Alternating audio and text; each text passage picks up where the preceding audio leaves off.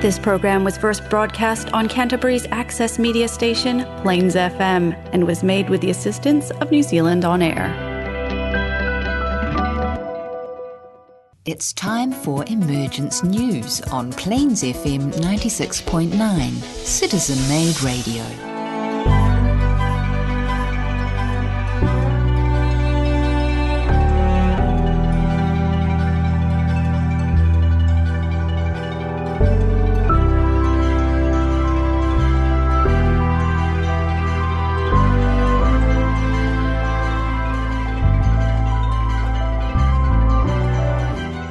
Hello listeners, this is program 2 and our topic is sharing trust, justice and peace.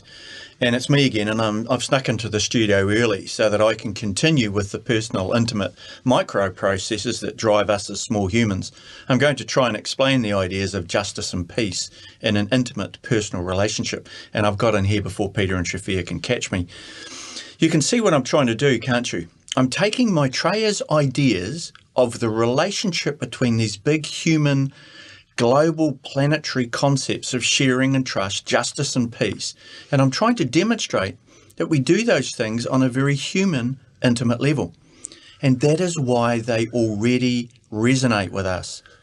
Maitreya is not asking us to take a step into the unknown. He knows the ideas are already present in the human experience. He is asking for enlivenment and application. Anyway, the other guys are here now, so I'm going to do the full intro.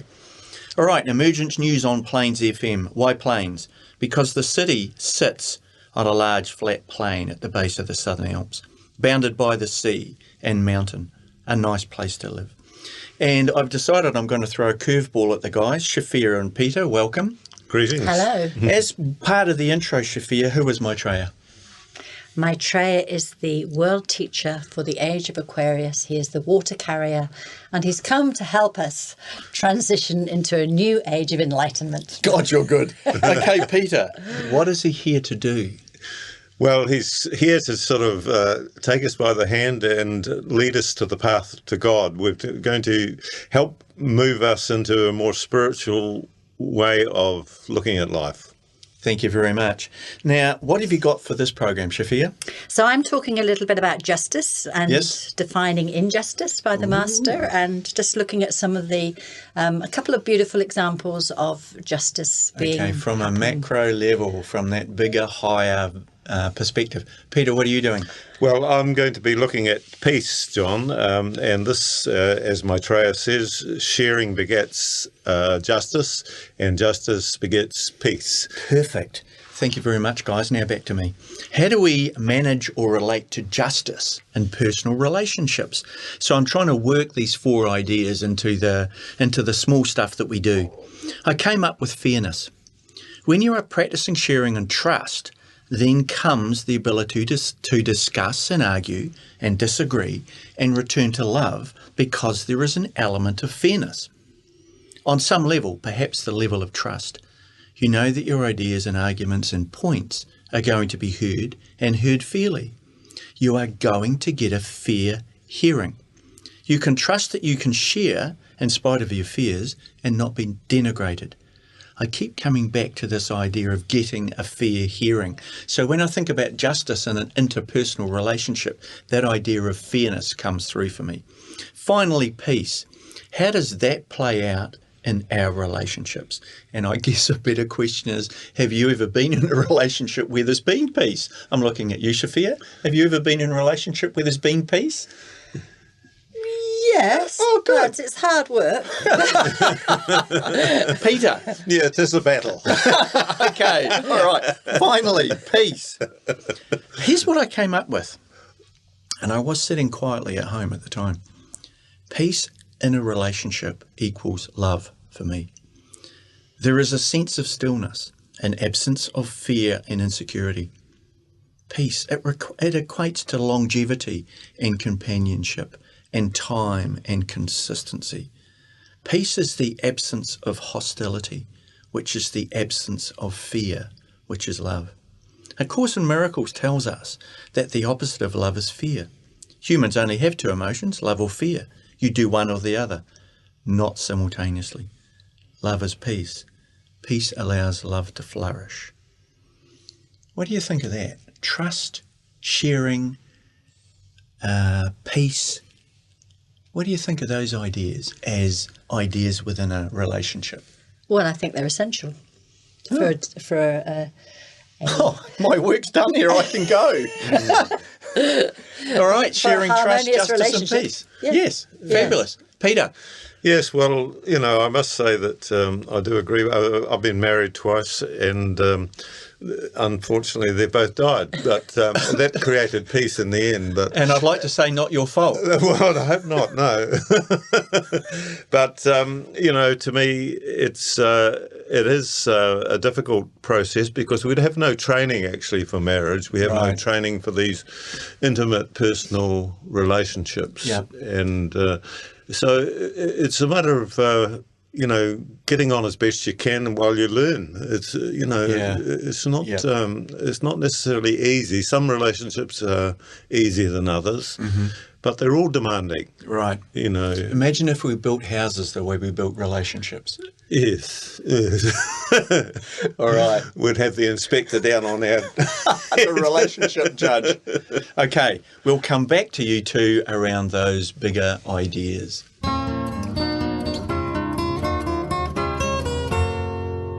All right, guys, now that we've all calmed down a little bit. Shafia, what have you got for us? I'm just going to be talking a little bit about justice. A thing that is rare on this planet at the moment. Yes. So in our last programme, we talked about how sharing creates trust and leads towards justice for all. But firstly, let me quote the Master as he defines injustice. He says, "Injustice is a denial of man's divine potential.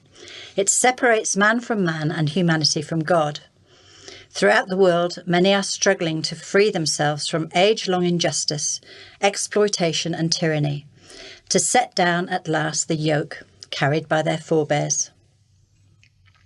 He goes on to say, though, that we, the watching hierarchy, commend their struggle, for we see it as the expression of the divine spark in all men, yearning for freedom and justice. We give them our hand as we gaze with compassion on their plight.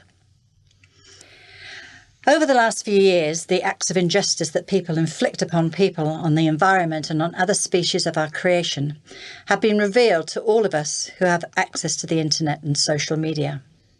We can, as a species, no longer claim ignorance as to the injustice that is rife in the world. I've always enjoyed reading historical fiction and the research that reveals what life was like for people in the last few centuries. It is appalling to us now that it was a common practice to cut off a child's hand if they stole a loaf of bread because they were hungry, or some of the other barbaric practices that we have left behind. But I am sure that future generations will be just as appalled at the injustice and barbaric practices we allow to happen in the present day. Children are still starving, wars are being sought and fought, and the corruption in all our systems is being revealed. It is tempting to go into overwhelm and zone out. Here on Emergence News, we are avid world watchers. Would you say that? Yes, we are. We're here. And that's detrimental to my mental health. Is it? Yes. We see the sword of cleavage being played out. We are always looking for the signs of change and human resistance to the love and light being poured into the world by Maitreya and the Masters. The signs are numerous. Resistance is strong, but it is built on lies and fabrications that are so obvious that the veils of illusion are being ripped apart and we can no longer deny what is in front of us. And we can think, if we look around the world, we can see many, many instances of, this illusion and this resistance to justice being poured out. It's really the gloves are off, haven't they been? Right, and clinging to power. Yeah. And so I would like to say a little bit about New Zealand, because I think I'm very happy to be living in New Zealand. I think there's 7 billion people on this planet would love to be living in New Zealand. I mean, when I look at our government, and our government certainly has a lot more that it can do, it seems to have a certain amount of sanity to it. Yes. Which we're not seeing around the world. And I just wanted to talk a little bit about two wonderful, I think, examples of this that happened in December last year. And so the first was the Stuff News apology. Now we all know the decimation of the mainstream media, how it sort of shapes society and what it says. And Stuff News is one of our biggest news organisations in New Zealand, and it decided to have a look at all the past reporting that it's done. I think they've been going about 160 years or something. And they were appalled, apparently, at the racist way that they have reported our Indigenous Māori people over the years. Yes. And they looked at all the a lot of the reporting that they'd done, and then they issued an apology, to say that they were going to try and do better, and they were going to adhere to the Treaty of Waitangi. Now, for you overseas listeners, New Zealand was founded on the basis of a treaty that was signed in a place called Waitangi in the North Island between the Crown in New Zealand, Queen Victoria at the time, and 40 of the Māori chiefs. And at the time, it was done in good faith on both sides. And but within a few years of the treaty being signed, it all fell to custard. The trust had gone. The trust had gone, yes. Yeah. And so we've had, a century more, how many years? 150 years of wars and discrimination and colonial rule that have left our Indigenous people very damaged and very with a lot of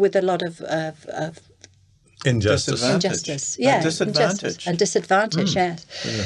And so for them to say that they are now going to adhere by the Treaty of Waitangi in all their future reporting is a great step forward, and it is that sense of justice coming forward, isn't it? It's an amazing acknowledgement by a news organisation that they've had a racial bias. Yes. And that in itself takes some real soul searching. It does. And I've been so impressed by it. Yes. And so it is absolutely a step in the direction of justice. Yes. Because we need to have honest debate about the state of the nation. And we can't do that if we don't trust our media. That's right. And by them doing it, then that's going to put pressure on the other mainstream medias, isn't it? For them to do the same and to really look at what they are reporting. Yeah, that's scrutiny. And maybe we can be an example to the world, for other media, maybe that will spread, I think it's it was really warmed the cockles of my heart to sort of see that happening, Yeah. Maybe that extension of trust requires a degree of honesty, and it's honesty that allows justice to flourish. Yes. Because if you're being honest about the way you've behaved, the next step is seeking justice. And I think most people, I'm the same. If people deny what they've done, then you just feel angry, don't you? Sort of. But if they come up and say, "Oh, look, I mucked up," A $50 mess requires a $50 apology. Yes. Yeah, that's right. And the other thing that happened was that we had an election where our Labour government got sort of a majority, which is very unusual with MSM, isn't it? MMR, I mean. Yes. And we had two Māori people elected, and they did their maiden speeches and stood up and really shared from their heart. And again, this is the sharing, how the racial prejudice had affected them, how the trashing of the Treaty of Waitangi had affected them and their communities. So again, it was that real sharing of what they felt, their pain and their hurt, and saying that they were not going to stand for it anymore. They were going to stand up in Parliament, they were going to represent their people, and they were going to hold the government to account. And for anybody who's ever seen a Māori person stand up and talk afterwards, it's customary for the families and the friends to sing a waiata, which is a song, and do the haka. And so here we were in Parliament with these two people standing up, making their maiden speeches, and then afterwards the whole place burst into song and waiata and haka. And then everybody who was present in the Parliament, went up and gave them the traditional Māori greeting, which was a hongi, which which is pressing your forehead and your nose together, which is sharing your breath and your inspiration. And so it was felt a really respectful and welcoming place for them to be in that time, and for people to be able to say, yes, this is we welcome you with all, and we're going to support you in what you're doing. And I think, again, this really for me shows that New Zealand is sort of really embracing the Aquarian energy, and it feels like it's quite alive here, and we're all sort of walking towards that. So sharing and trust begets justice. Justice. And Yes. warm fuzzies.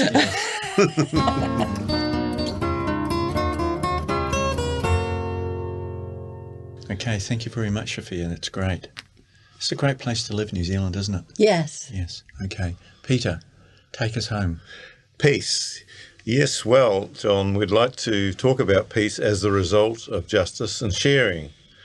These are things that Maitreya says are his priorities. So often we think it would be wonderful to have peace in the world, but we feel it's up to the government to do it. But there are things that we can do as individuals to help bring about peace. We are so lucky to have the government that is focused on peacekeeping rather than war. Benjamin Creme tells us that our destructive thoughts affect the elemental forces which govern the climate and weather patterns. We get these out of equilibrium. So too is it with peace. If we could hold our thought on love and peace, we could make a difference. But we need to do more than that to end all wars. We start with goodwill, the lowest aspect of love. And so this is something that everyone on the planet knows, goodwill. It's something that you share with your neighbour, if you're not at war with them.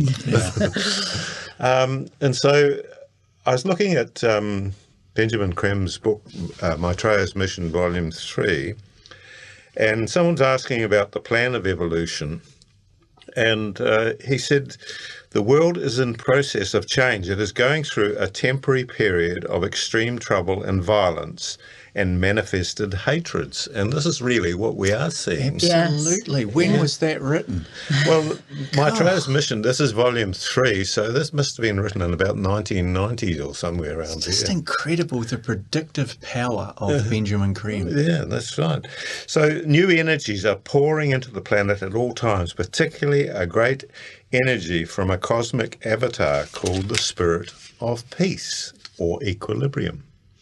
This avatar works precisely with the law of action and reaction, which we call the law of karma. Under the law, action and reaction are opposite and equal. Out of the present violence and discord, hatred and turbulence, we will enter an era of tranquility and peace, mental and emotional poise. And I love that word, poise, because it sort of signifies to me that we're looking inward at the peaceful feeling that we have in our heart. Yes. And an established harmony which will transform the whole world and in exact proportion to the discord and disharmony of today. So essentially the plan issues from the Logos of our planet, the heavenly man who is ensouling the planet. He reflects himself as the Lord of the world on a very high etheric centre in the Gobi Desert called Shambhala. The plan of God issues from Shambhala. It is brought from Shambhala to the Masters and our spiritual hierarchy by the Buddha. So you can see this energy is very high indeed. It comes from the Lord of the world, this energy of love and with it peace. Sanat Kumara, Yes, this is Sanat Kumara. who would be better known as Jehovah, or wouldn't he? As a Jehovah, or Jehovah, yes, Yeah. I mean the Jews Or the called God, him or- Jehovah, Yes, yes, that's right. But he is the personality of the silent watcher, in actual fact. God is the silent watcher.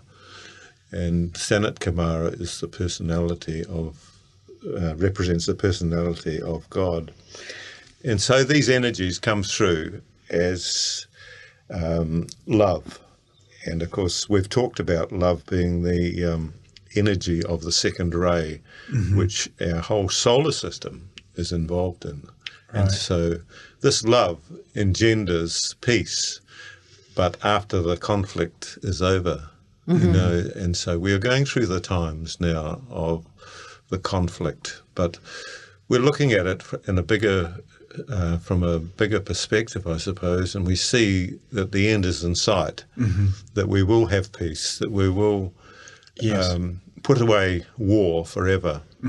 And once we do that, we have the assistance too of the Space Brothers to bring in this new technology of light particularly, but also lots of technological things that we will embrace and we can't even imagine, according to the Master. And we can't do that. We can't have access to that until we're sharing. No, we can't have access to that until there's trust and justice and peace. Yes. That's right.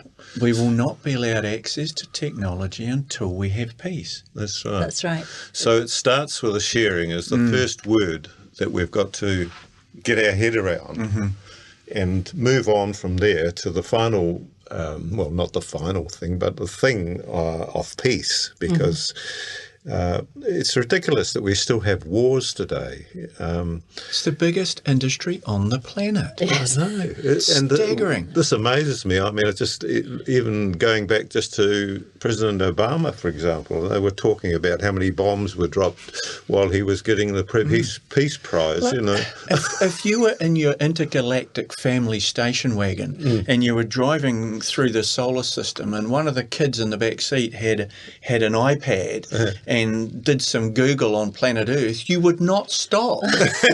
You would keep going. You would be going, this is primitive.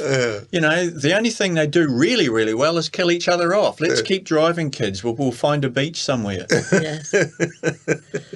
And yet it's such a beautiful planet, isn't it? It is. It's an incredibly beautiful planet. And, you know, as the masters say, we're the only one with a dense physical body in our solar system. Yes. You know, so let's, for goodness sake, let's look after it. Let's do our best to transform it into a peaceful planet.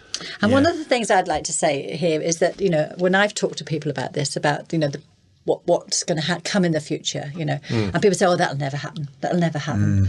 And but, you know, I often say to them, well, think about what we always thought would never happen. We never thought that slavery would end. We never thought that women would get the vote. We never thought, did we? We never knew sort of at the beginning of, you know, the last century that they would have televisions or would be, you know, flying in the sky or having, you know, go on the moon and things like that. So all these things that we're talking about, you know, if you think that they just can't happen, they're there, just waiting to happen. And, that's right. I mean, even some of the early comics had people talking on a telephone with a picture of the person they were talking to. Yes. Yeah, how amazing is that? And I wish we didn't have that. And we thought, no, that can't happen. Yes. But, you know, we know well that it has already happened. Yes. So And, peace, critical to life on Earth. Yes. So, anyway, the Masters are also the custodians of the spiritual energy entering the planet. They release them in such a way as to further the plan of humanity as it responds to these energies, even though they do not know that they exist. So we're saying that they do exist. These energies do exist. These energies are emboldened and bring in certain great ideas which become our ideals. As we put the ideals into effect, the plan of evolution works out age by age and cycle by cycle. Brilliant.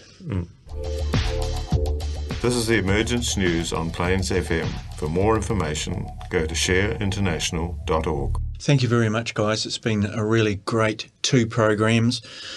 We've been talking about sharing trust, justice and peace. We've talked about it from a community level out to a global level. We've talked about it at a personal level, that sharing justice, sharing trust, justice and peace are some critical components for life on planet Earth and for our personal relationships. I think also what we've done with these 2 programs is offer our listeners some hope. We're in a process, it's part of a plan, and the good times are coming. Great. Yeah, good way of summing it up, John. All this information can be found on the Share International website, www.share-international.org. Scorpio Books in Christchurch carries the magazine and some books. And also don't forget the podcasts, which are available on the Plains FM website. We welcome your comments, questions and feedback. Please contact us at emergencenews@gmail.com. The opportunity to join our transmission is available Monday and Wednesday evenings and Thursday mornings, which gives us the possibility to do a service meditation in conjunction with Masters.